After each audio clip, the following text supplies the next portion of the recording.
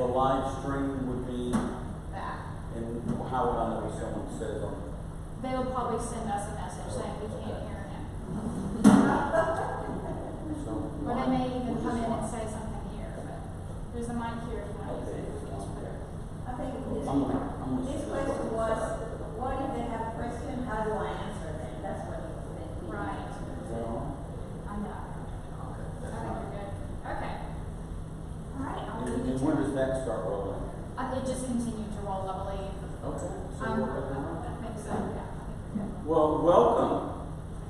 Thanks for being here. Maybe some more people will come. And I've got some infographics about my company, about expectations, what the buyer should be looking for in a home inspection. I'll just hand these out right quick.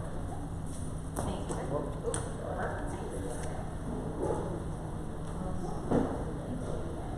These are just infographics that I'd like to give our clients.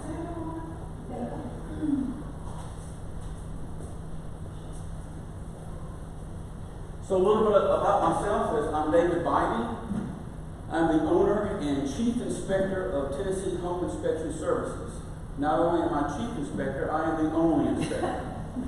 So I'm born and raised in Nashville, the west side, graduated Hillwood, and probably one of the rare people that you will see that actually have been born and raised right here in Nashville, but love it. I call my home for forever. But it's I kind of lost track of mine. I started. Been in Nashville, born and raised. Yeah, born and raised, and Been in the business for. thank you very much. So I'm still a licensed contract. It's a retired license right now. I've been here you go, sir. I've also been a code official for a local municipality for a few years. And ever since I was 5 years old, my dad had me out in construction working with him. And so I've been in residential construction my entire life in some form or another. And so it was just a natural progression that one day I would drop my tool belt and strap on my inspector belt, and here we are. And, they say if you love what you do for a living, you never work a day in your life.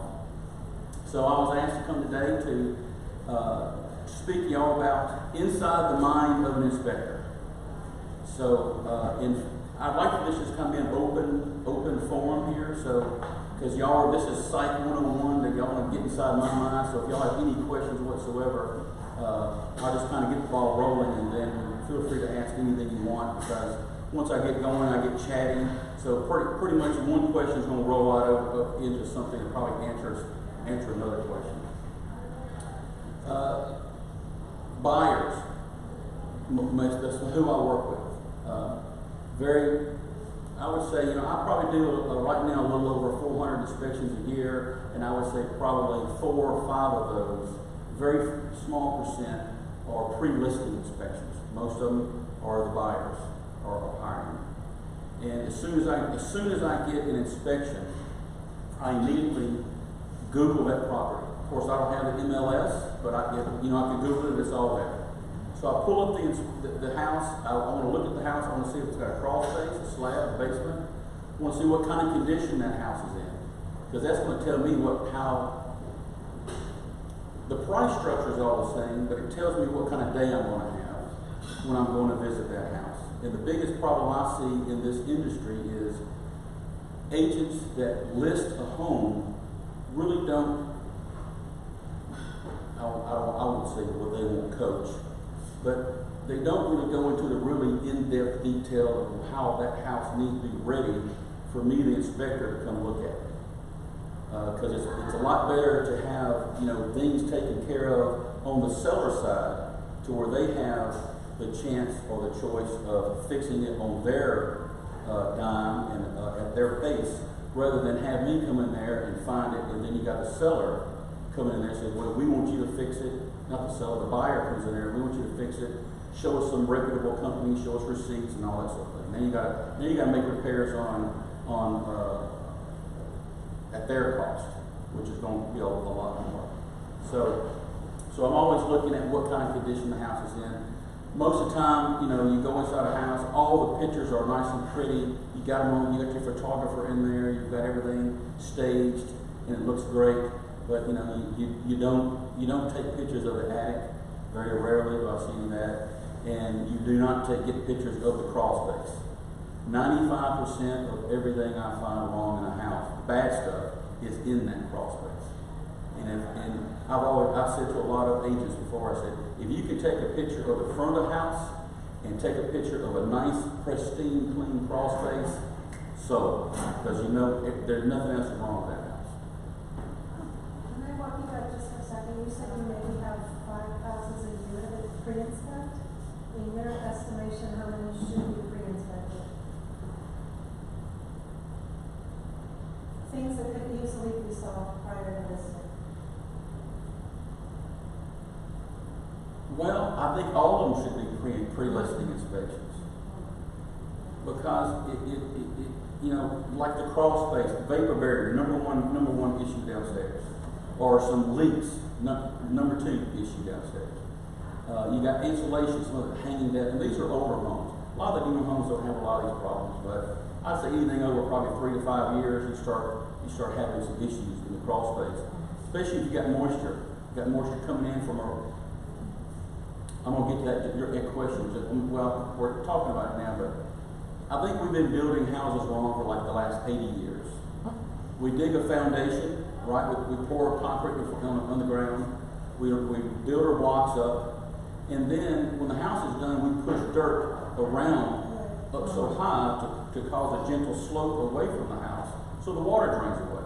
But what we've done is we've created a bowl in that crawl space, and when water gets in there from moisture intrusion around the bottom perimeter of the crawl space or from other areas, it can't really get out. Even if you have a gravity drain or sump pump, you know, it's all got a funnel toward that area to get out. So, and I think in the future, and that's why in the last 5 years, maybe somewhere around there, you've seen a lot of ads on TV about things, crawl space issues, mold in the basement, or what I call organic growth. I never say mold, I'm not a mold expert, but we all know what organic growth is. So moisture in the crawl space is the killer. That's what causes a lot of issues. And that's why we see a lot of advertisements for in crawl space encapsulation, moisture mitigation, because there's a big industry out there trying to mitigate and trying to retro all these crawl spaces. And there's thousands of them out there that are having these issues. So if you are a seller and you're going to put your house on the market, get somebody in that crawl space if you have a crawl space. Most houses do around here.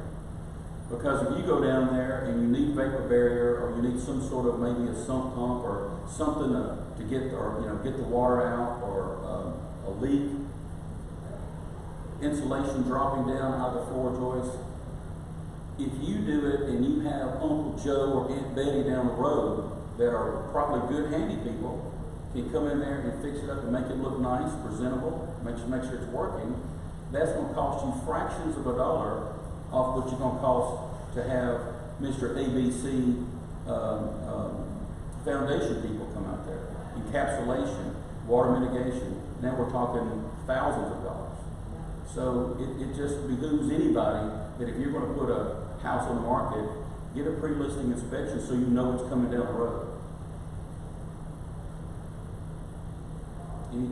Yes.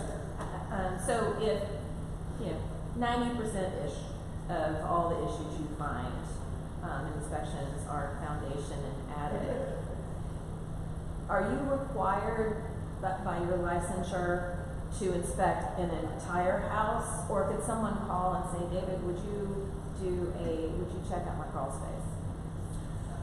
To do just a component. Yes. Rather than. I'm just thinking, could you create something that might be appealing to a seller for a pre-listing inspection, just top and bottom? 90% of your problems are here. I'll do top and bottom for slightly less money, than a full inspection. Well, I've thought about that.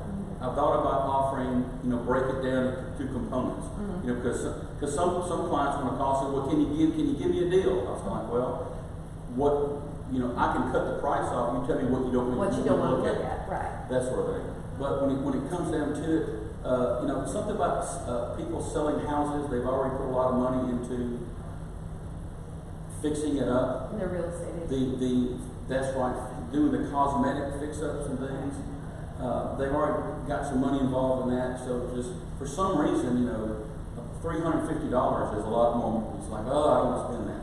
But that $350 is going to save you, could be $2,000 or $3,000 Right. down the road somewhere. But a lot of people just do not, they don't take that into consideration. Because a home inspection costs about 1/10 of 1% of a home. So that's 1/10 of 1%. That's what I call budget dust. That's really nothing, really. It is. It's something, but it's really. I mean, that's just valued on, like, just say it's a $350,000 home. It's an inspections, you know, however much square footage is all based on square footage. But my base inspection is $350. So, and that's what I try to tell clients and buyers when you're out there shopping for someone that might be $20 cheaper. And that's fine, but I mean, just at the grand scheme of things, when you're looking at a seller doing a pre-listing inspection, you know, is $350 really that much that you can't go ahead and save some money up front maybe and get some things fixed? So breaking down to components, I don't know if it would be that much savings to say, okay, well, you know, because there's not a whole lot of markup in you know, in what I do. So if you say $350, okay, well, for $300, $275, I'll come look at your cross plates. Because it costs me something just to get up out of the house and come to you that day. You know, just to be there. Your whole business. I'm sorry. You have to mobilize everything. Exactly. Just for me to show up, it costs X amount of dollars just for me to pull up in your driveway. So instead of just giving you a discount of $50 or $75, you know, just pay the whole sheet match. Excuse me. Oh, I turned it off. I did turn it off. So I think I just said seriously or something. Seriously. I got it. So where was I at? So yeah, it just doesn't. It's not cost effective, really. Just $50, $75. Just pay the $350. But I do offer a cash discount. Right. You want to do that? Go that route. That is some savings. Just to have the full home inspection, get the full report, and then. Like I would love it if, you know, any seller I work with would get a free inspection. It would cut out. It would save a lot of time, money, and difficulty during the repairs negotiations. Well, right? and I think it would save a lot of time because the seller already knows what's coming. Right. The seller already knows, well, we fixed that, we fixed that, we didn't fix that. Right. And just hope that you know the buyer doesn't have a good inspector to find the things they didn't fix. Right. Maybe.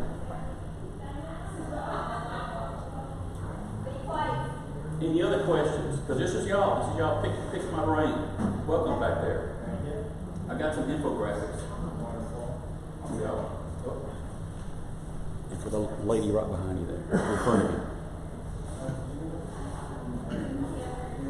What are like the most important, like, if you have to start, like, what's the most important thing down, like, what's like the least important when it comes to actually, like, just for when you're pricing? For when I'm looking at a house, what is the most important things that I look at? Yeah, like, because you have to go through these 11 things, like, you have to go, like, through, like, those kind of components, like. Well, putting my contractor hat on, the number one component of a home, I think that's important to look at is the roof. You know, leaks, you know, around the eaves.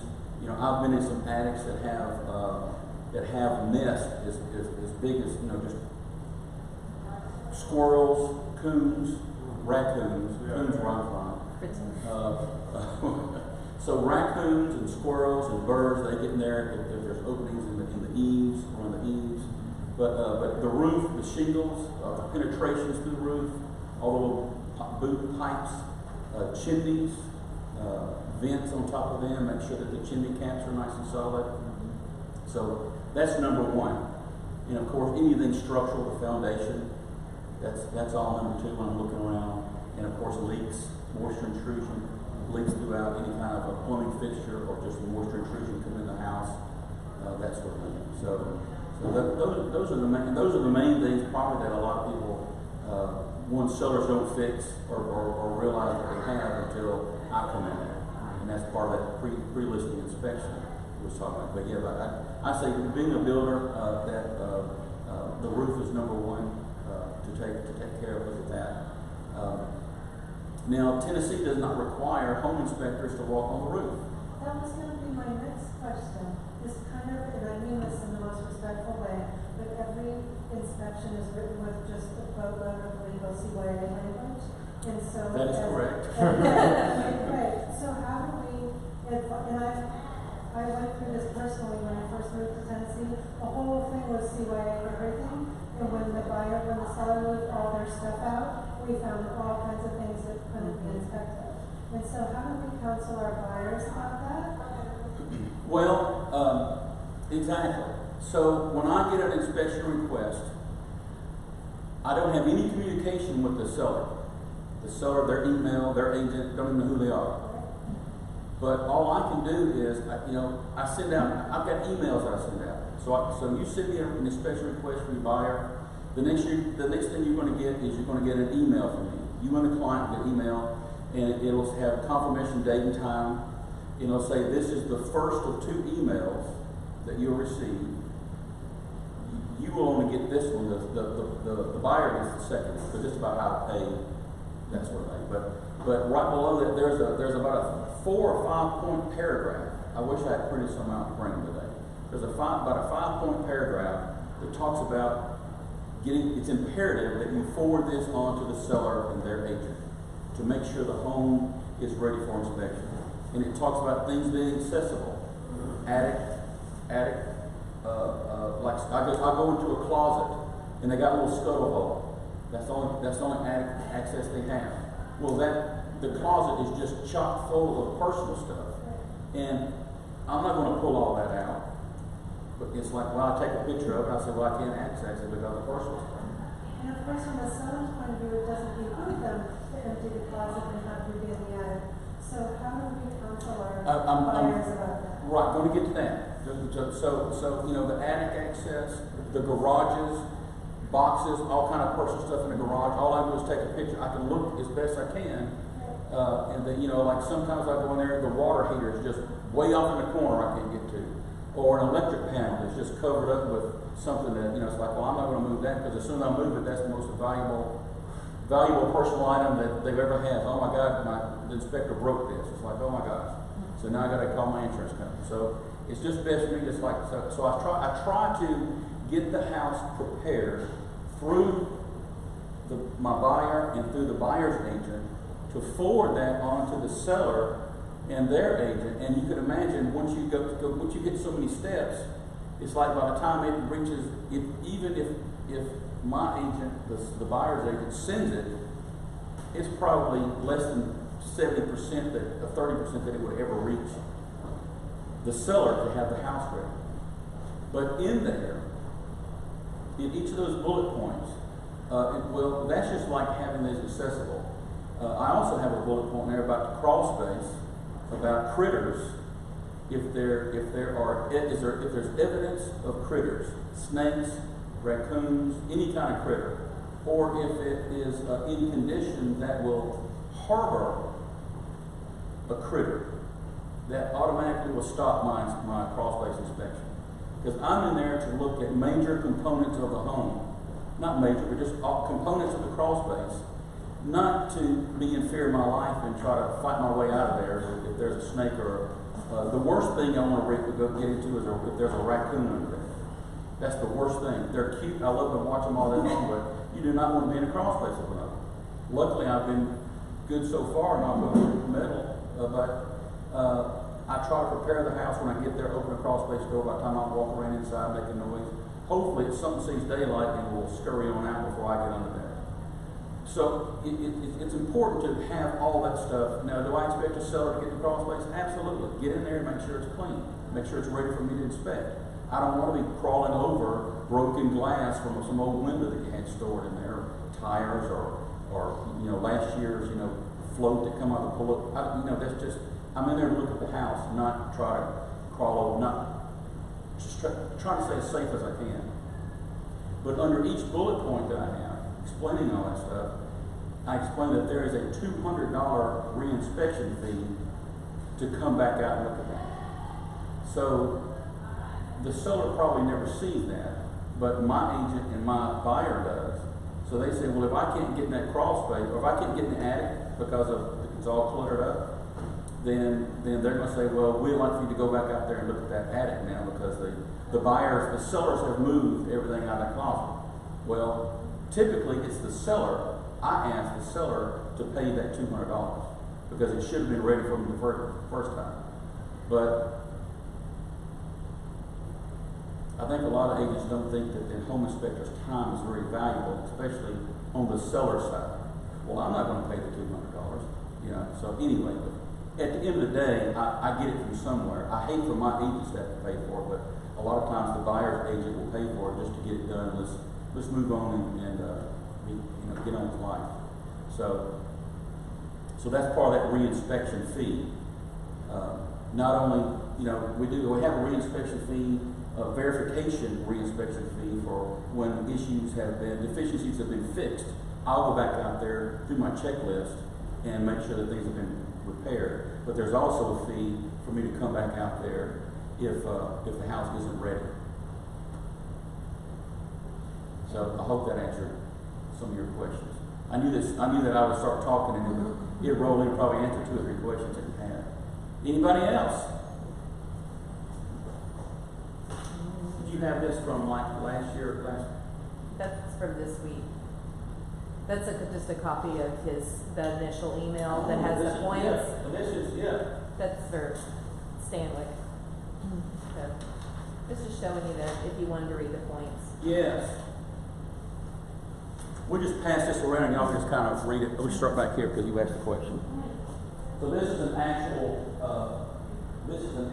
email. And the email, if you flip that over and read the very top 2 lines, it says, do not scan this email. Most every question that you could have is in it. So something to that, but on the back side of those bullet points, I mean, I've got the rest of it here, but let me just give you all of it. And we have in the clauses that are in Authentic Design, there's this stuff about your responsibility of the seller to have these areas accessible, and you'll have to pay for. So if you add that stuff in special steps along with this kind of information in an email, you're protecting your buyer for that cost, against that cost.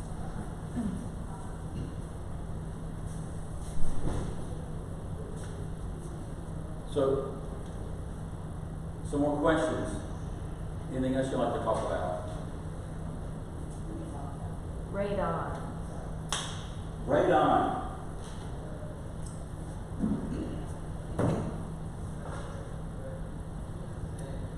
Any particular thing about it? Or just, Well, we were just talking earlier in a sales meeting.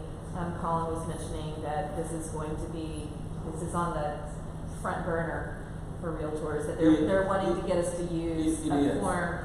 And the question was asked, how many people have had a deal fall through at Radon? And basically how we can advise. I advise on the front end to get the radon test, but not to freak out if it's found that it's common. And same with termites. How do you when you see elevated radon levels? What are your thoughts? If you were the buyer, what would you be thinking as an experienced, knowledgeable buyer? Is a radon mitigation system, is it 100% sufficient? If you had a family with small kids, would you walk away from a house with radon? Yes. Well, great question. Thank you for bringing up radon, because that is on the forefront. I think in January, the state contracts are going to change to where they have to sign off on that.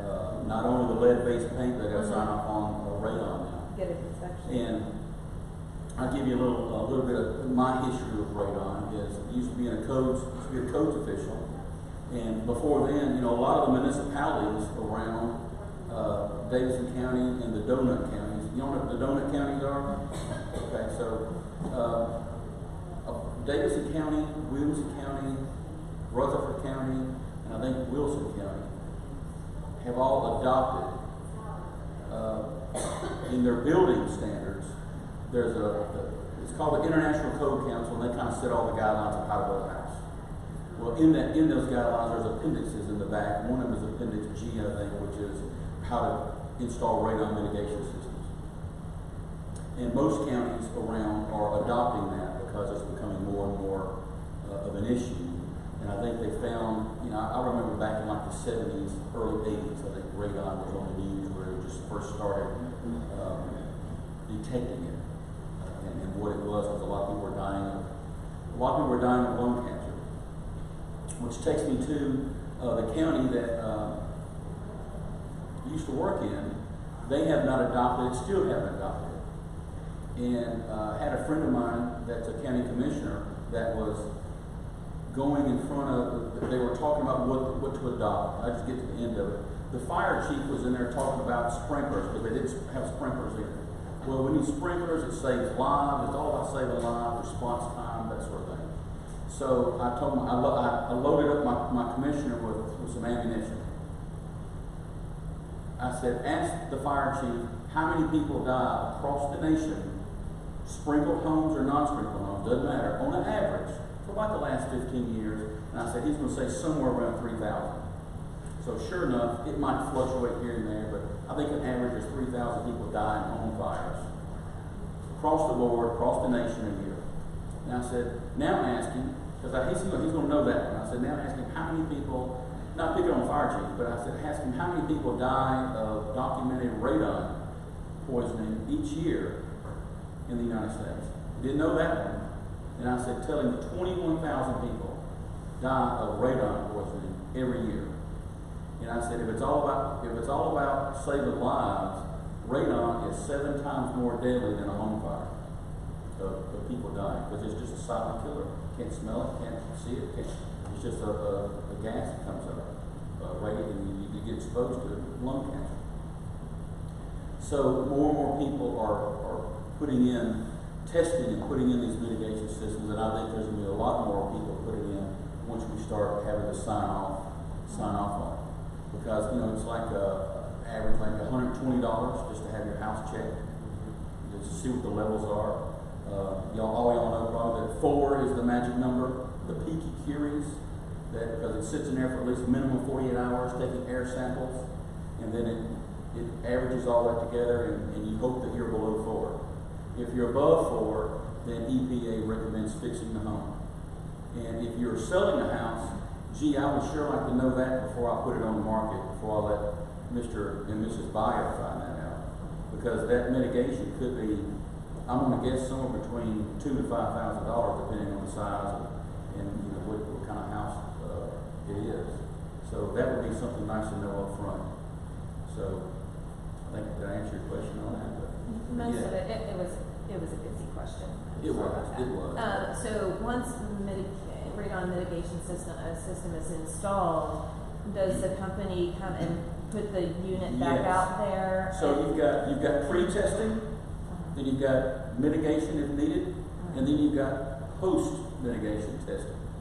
So I only know of like maybe two companies. I know there's more out there, but like for instance, there's a company that I'm partnered with, Radon One, and I know that when they do mitigation, they will test after that just to show you that here's your levels before, here's your levels after. Yeah. So if your company does not post test, then you need to find that out up front, because we want to have a post test, and it should be included in the price. It's like, okay, well, we already know what the levels are now, so we want you to test your work after to ensure it's low. Will they come back another time as well? Like that to me, I haven't bought a house that had elevated radon yet. It may happen at some point, but so I would want to know 6 months or 12 months later, is it still working? Especially with little kids. Right. I don't think they'll come back for the second time, because, you know, it's working now. So if it's working now, it should work 6 months from now, but I think it would be on you for peace of mind to have that additional, you know, every year, every 6 months or something of that nature. But if I did it, you know, like in the winter and then in the summer and then, you know, I would probably say, it looks like it's probably working pretty good. But you touch base on what levels, you know, what levels do you want to be exposed to. You know, the risk of exposure at like 4%, not 4%, 4 peaky cures, no, 4. So the risk of exposure, and this is online, you go to like EPA, my website, on that infographic, my website at the bottom, there's a little person holding up a radiation sign. Click it, there's a whole lot of links that go to EPA. But like at 4, a lot. It says a lot. I don't think it gives a year, but it says like a lifetime, maybe like 30-something years in the same home. It's the equivalent of maybe getting struck by lightning to get lung cancer. So the higher the number and the length of exposure kind of go hand in hand. So right now, I know that I'm building a house, but I'm renting a house 3 blocks down the road that has that was at a level 6.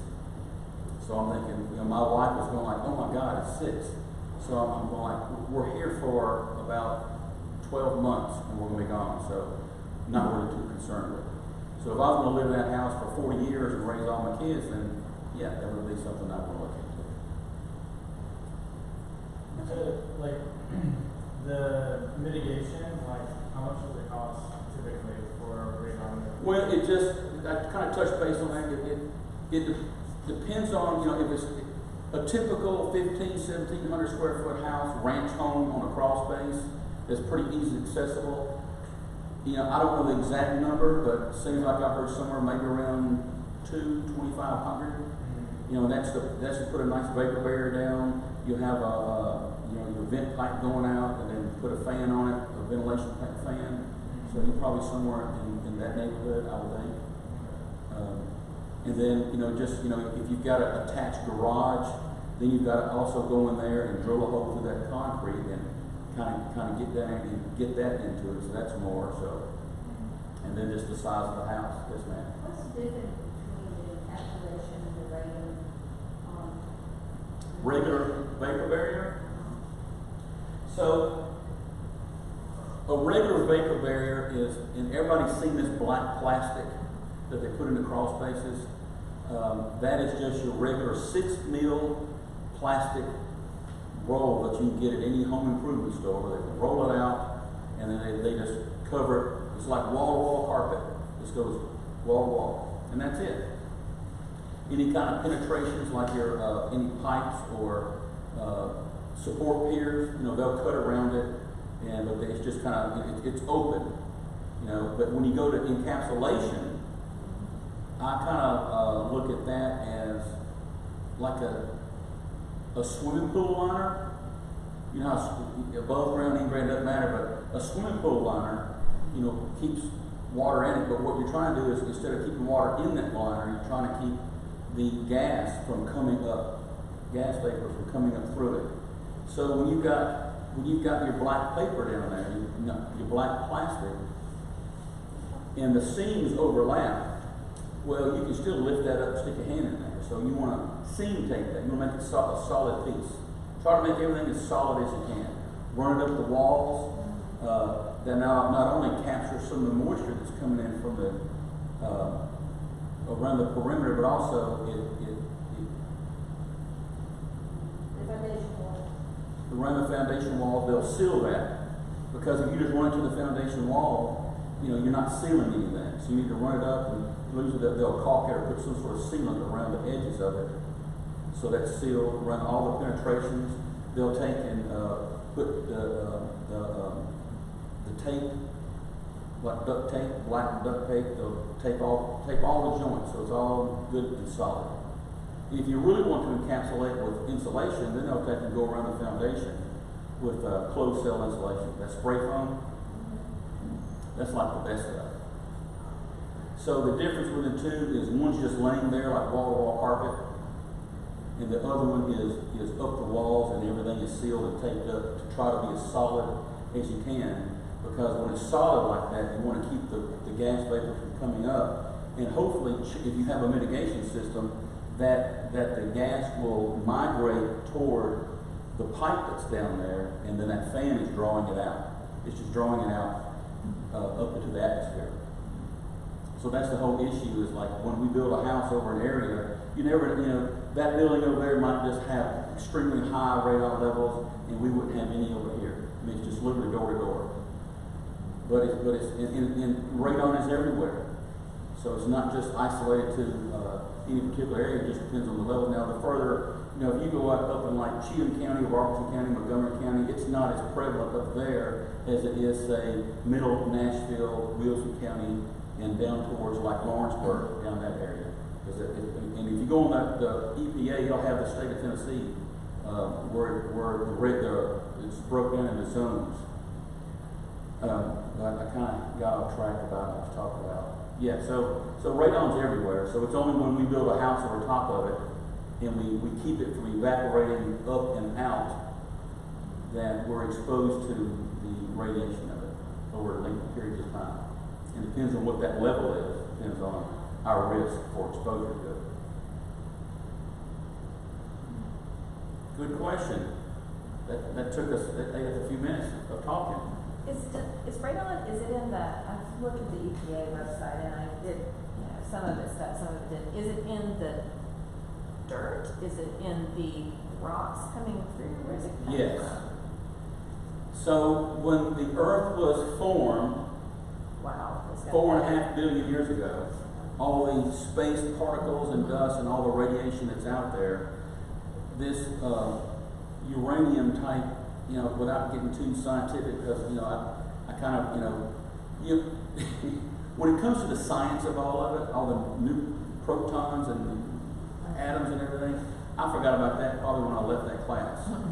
But as far as how to mitigate it, how to test for it, that's kind of what I'm doing. But as far as so over billions and millions of years, this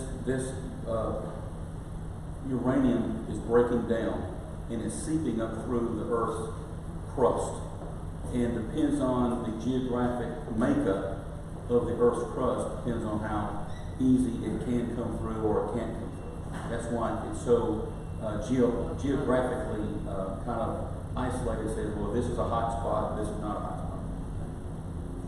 So yeah, another good question. Thank you. I'll leave it on. Oh, I don't mind talking about some more, but I'm getting, to the edge of my, knowledge about it. Anything else? Galvanized I don't know what pipes. time we started or how long we need to be here, but You've got 6 more minutes. we got 6 more minutes? We got 6 minutes. Oh, okay. Galvanized pipes. It's Galvanized plumbing pipes. Yes. So I've been in the world of mid-50s to mid-60s houses lately, and Right. and I've gotten multiple buyers. Well, does it have galvanized pipes? My dad says those are bad, or whatever. Is there a point, an age of a house at which you recommend getting,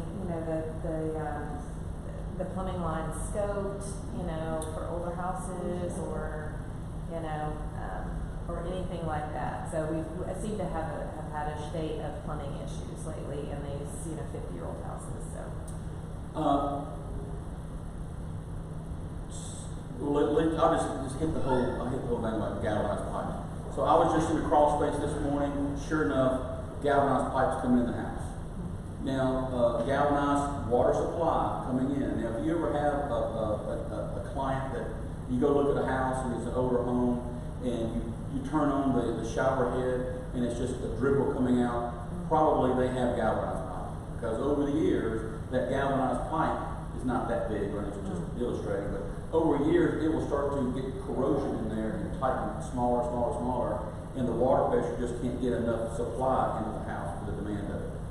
So in a lot of times, like this house, it had galvanized coming in, and someone had, over the years, gone in and just put copper everywhere, or there'll be pets everywhere, but they'll still leave that galvanized pipe coming in from the street, and they still have low water pressure, because that was probably still all corroded. This particular house, it still had decent water pressure, so, you know, that they obviously didn't have an issue. But to remedy that, you know, you can have a plumber go from your water meter shut-off valve out the street, you know, just dig another line right over top of the old pipe and just run it right in the house and tie it in, and then you got, you're talking about, you know, $800,000, $1,200 maybe just to do that. So you wouldn't have to repipe the house. Now, if you've got galvanized pipes throughout the whole home, then you just won't have to live with it probably until you renovate. Is the only issue with galvanized piping the water pressure?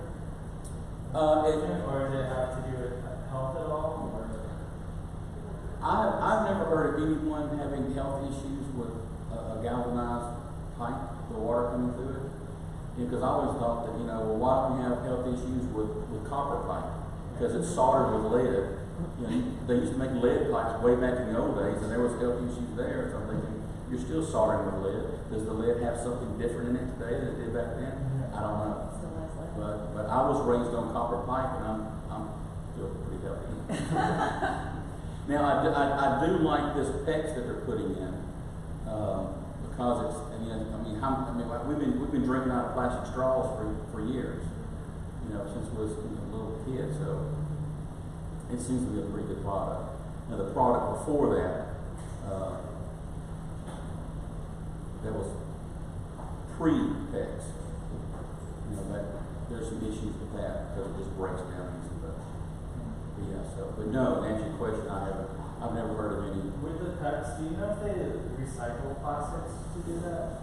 To produce it? It wouldn't surprise me, but I don't know. It'd be smart if they did. Yeah, I mean, I'm sure it's got to meet some sort of guidelines as far as, you know, structural strength to be able to you know, withhold so much pressure. But you know, I'm the wrong person to probably ask that. You know, plastic is plastic. Yeah. You know, melt it all together, grind it up, and make something else out of it, I guess. Yeah. Cool. Well, thank y'all for being here. Thank you. Did all y'all get a chance to look at that email that went around? So, and my emails are they're I've had some people say, man, Dave, you need to cut that down. They're just too long. I was going like everything the client, if they have a question on anything, it's in that email. And that has been a growing document for the last 5 years, almost 5 years, because I'm always changing it, always adding something, because it's like, well, if too much of this or not enough of that, then I've got to put something else in there. I think I've kind of honed it down pretty good to where it's, you know, all the information that you need is in there. So, but everybody does it. I do it. You would think that if a client is going to be spending $200, $300, $800 million on a house, it's a huge investment, and your home inspector is sending you an email, why wouldn't you read it? Oh, that's your home inspector. I'm getting ready to drop $500,000 in a house, but I'm not going to read that email because I don't have time. Don't know what's in it. Not important to me right now. So, and then it gets down to it's like, well, did you read your email? No. It's like, well, have you read that email? So, but everybody scans. I scan. But if, you know, if I'm buying something like some property and I get an email from my agent, then I'm going to read it. And a lot of things with the agents is because if you work with me a lot, you'll get that same email every time. It's just the same thing every time. But you know, sometimes at the bottom we've got an agents section where I'm asking you for access. How do I get in the house? But sometimes, yeah, so that's no big deal. But it's mostly the buyers. Buyers don't read the email. But I'm hoping that the buyers and the agent read the email just so they will send it on to the seller and hopefully follow up and make sure that the house is ready for inspection. So. One other quick question. So I sold real estate in Florida for a long time, so radon wasn't an issue there, but wood destroying organisms, termite inspections are an issue. Is that the same here too? I'm looking forward to the Tennessee. Yes, termites are an issue. I am a certified termite inspector. Is that included in your inspection? I do provide that termite letter at no cost to our client. Okay, cool. I partnered with it took me 5 or 6 companies that I would, because I used to just coordinate termites. I say, okay, we're going to use this company, and then, they'd come in, they'd do the report, and I pay them. Right. I just, if $50 or whatever, then, I pay them at the end of the month. But, I would say, well, why don't you let me do your home, let me work on your charter, because I'm in the same place your termite guy is, or lady. And then I said, that person could go inspect another house while I'm doing this one and still be working on your charter, but no one would ever do that. But finally, I met, his name's John Carroll, Antipest, out of Bellevue, small mom and pop shop, just like myself. It's just him. And I started coordinating with him for about 1.5 years. And I pitched the idea to him one day. I said, John, why don't you just let me get certified, and then I'll work for your company doing inspections. It'll free you up. And then we have a little arrangement to where I give him a monthly fee for allowing me to do that. Because it certainly is good for me, because my agents and clients is like, well, there's a free termite letter right there. Why am I going to spend 50, 60, 70 bucks for a termite letter? Right. So, but yes, in the house I was in this morning, it had been treated older home, probably in the 60s. It had been treated before because they'll drill holes in the foundation. But I get under the floor joist, and sure enough, there's a strip that long that's just eating up the termites. It's nothing active, it's anything active. But I will call for treatment on that unless they have proof of treatment within the last 5 years. So if they can prove that there's been treatment there, then they're good to go. But if they can't, then they need to get some treatment in the house. And that would be nice to know if you pre-listed that house, if you need termite, you got termites in the house. So if you have no active infestation, current treatment going on, but some damage that just might need to be a piece replaced or something, that's okay? Well, when I come in there, I don't know if there has been, if there's there's an active No active treatment. There's a current treatment program in place, like they're a contract. If they do that, then no. Okay. Because usually, if the seller is going to show the buyer, hey, we're under contract here. Yeah. Then the buyer may not want a termite inspection.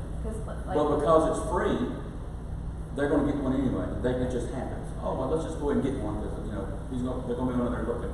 So, but I don't know about that. I usually because when you've got like the termite, the contracts with termite, or if you have some sort of disclosure that the seller's giving you, I really don't need to know all that. Because if you've got foundation issues that's been repaired, if it's been repaired good, like some of these companies do, I will never know that they were there. On some of it I will, and I'll document it.